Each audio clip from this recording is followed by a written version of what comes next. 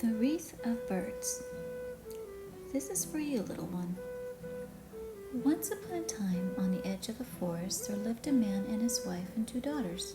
One of the girls was the man's daughter. She was loving and beautiful. The other girl was the woman's daughter. Although she was sweet to look at, her heart was cold and hard.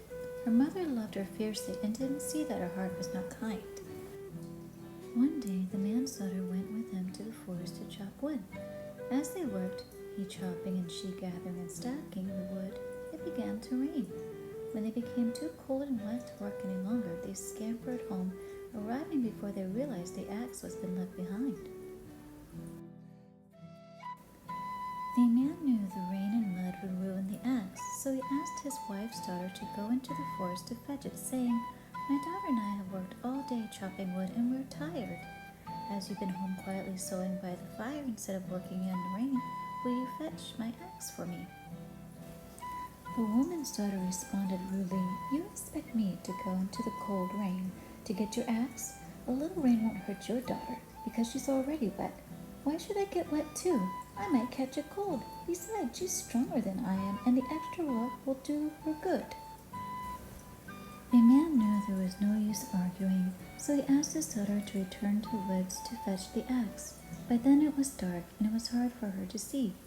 The mud sucked at her shoes and made her feel uncomfortable, but she was happy to help her father. She sang to herself as she walked to keep herself company, so she wasn't scared of the nighttime sounds and the branches that caught at her when she strayed from the path. She finally arrived at the clearing in the woods and found the axe, but to her surprise, there were 3 doves sitting on the handle, looking sad and hungry in the rain. "Poor little doves, why do you sit here in the rain?" said the girl as she petted them gently. "Before you fly home to your cozy nest, have a little bite of bread saved for my supper.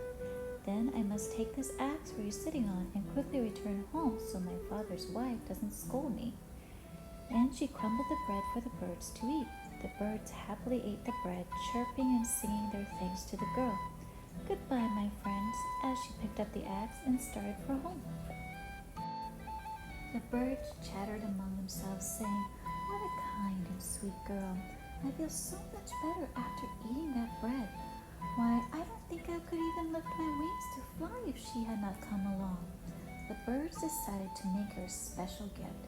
When she arrived home, she was wearing it, a beautiful wreath of flowers that would never fade, and a cluster of tiny singing birds inside it. When the girl stepped into the cottage, her father saw how radiant and beautiful she looked, in spite of her muddy and wet clothing and tangled hair. But his wife and daughter cried, "Where did you get that wreath? How stupid of you to wear such a precious thing in the rain." The wife grabbed it to place it on the head of her own daughter. As she did, the flowers faded and crumbled, and the birds flew away. "It's all your fault," said the woman. "Now go to your bed. It's late." The girl sadly reached for a faded wreath. As she touched it, it came back to life, and the birds returned joyfully. She quickly carried it to her room and went to bed. The next day, the father again went to the forest to chop wood and again came home without his axe. This time, when he asked his own daughter to go get it, the wife interrupted, saying, "No, this time my daughter will go." And the girl angrily walked off into the woods to find the axe. She became more and more angry as she walked, talking to herself about the unfairness of the task before her, and telling herself that she deserved that beautiful wreath the other girl had received the other day. When she arrived at the clearing to find the axe, she saw 3 wet, sad doves sitting on the handle. "Get off of there, you nasty creatures, or I will throw stones at you," she shouted. "I'm taking this axe away and get out of my sight." She grabbed the axe and set off for home. Frightened and hungry, the birds flew up to the tree and angrily discussed how to punish the girl for her cruelty. "We've never been treated so harshly," said one bird. "We must find a way to revenge ourselves." "Let us make it so she can say nothing except nasty creatures for the rest of her life," suggested one bird. "Perfect," said the third dove. "So it shall be." The angry girl made her way home through the darkness, eagerly imagining that beautiful flower wreath waiting for her there. Her irritation at the birds grew as she stumbled off the path and lost her shoe in the mud, and as she was in high temper when she arrived at that cottage. Her mother flung open the door, asking, "Did you get your wreath?" "Nasty creatures," said the daughter. "What? Don't speak to me like that," answered the mother. "Nasty creatures," said the daughter, no matter how she tried to tell her mother what had happened, for that is all she could say. The mother realized a spell has been put on her daughter, and she ran to her stepchild, cried, "This is your fault. What have you done to my daughter?" And she made the poor girl go to bed without any supper. After many weeks, the king's son was riding through the forest when he heard beautiful singing, a sweet bird song he had never heard before. He stopped to listen and look around. He was surprised to see a lovely young woman chopping wood, wearing an unusual flower wreath upon her head. The wreath seemed to be singing.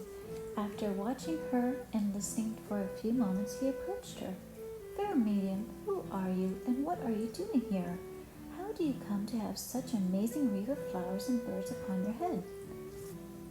"I live in a cottage by the forest with my father, his wife, and her daughter. I'm a simple girl and often help my father chop wood." She spoke politely and was a little bit shy because she has never seen a prince before. The wreath appeared one day after I fed some doves who were starving and cold. I believe it was their gift of thanks, but I do not know for sure. The prince was charmed by her polite way of speaking. He could see she had a kind and loving heart. She recognized him as a kind and gentle man too. He fell in love with her and she with him. He asked her to be his bride and she agreed. The king was a little disappointed because he had hoped his son would marry a princess, but even more, he hoped his son would marry a woman with a good heart. So he gave them his blessing and they were wed. The girl's father was overjoyed at her good fortune. Although he was sorry that she no longer lived under his own roof, his wife and daughter, however, were jealous and angry and could not believe what happened. They determined to take vengeance. One day, they set out to visit an old witch in a neighboring town and asked her to make a mask of the new princess's face. Using her magic powers, the witch did so. The mask was so lifelike that nearly no one could have told the difference between the mask and the girl.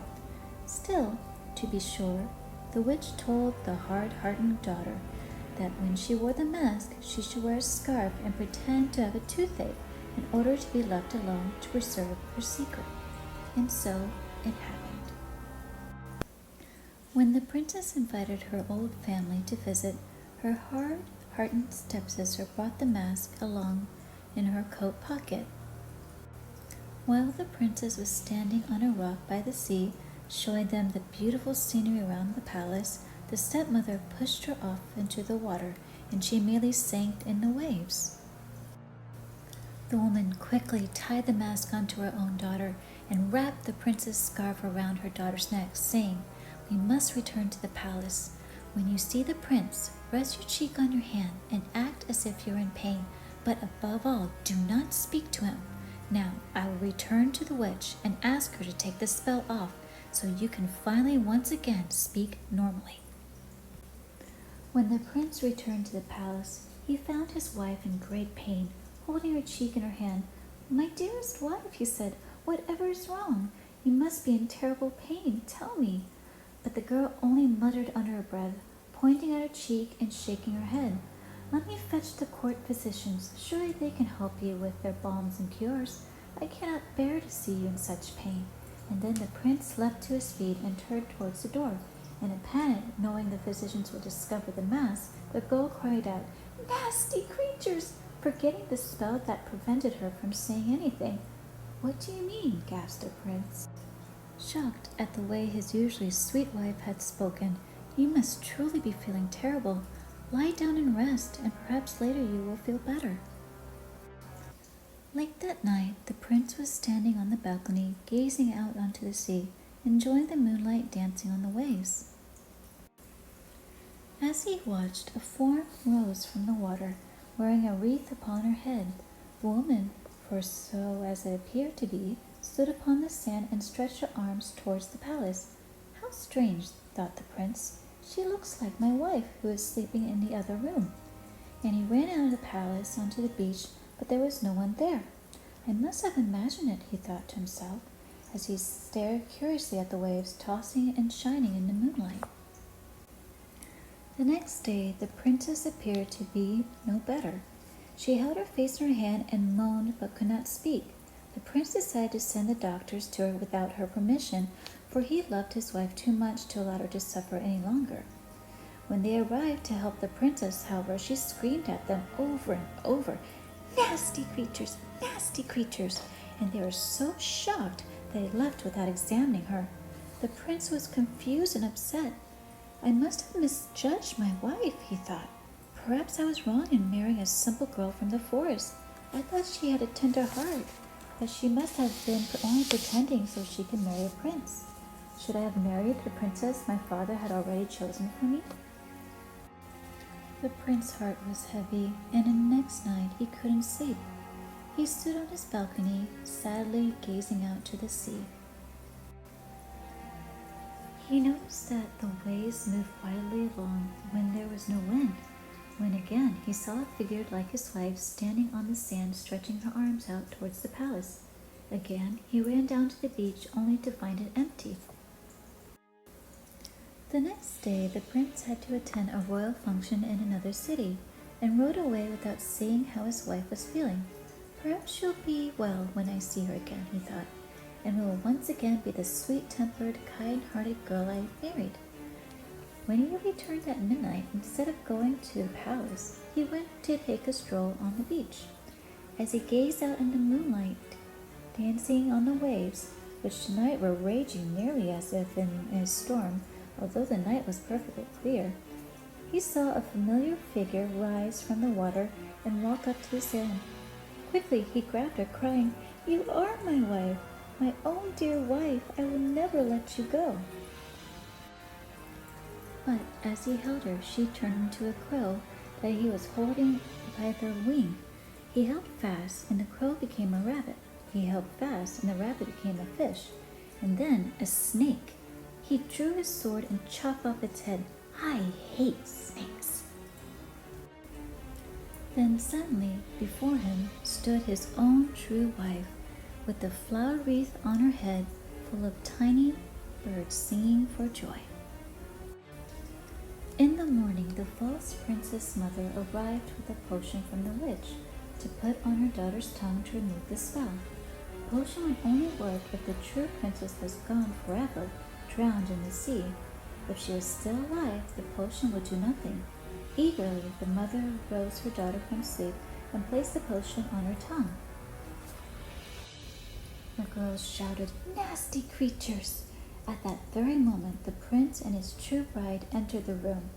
"You both deserve terrible punishment," he said to the wicked woman and her cold-hearted daughter. "But I think you've been punished enough by your own actions. Now, be gone from here and never be seen in this kingdom again." The two troublemakers left the room and were never seen again. And the wise prince and his gentle princess ruled the kingdom of loving kindness and lived happily ever after. The end.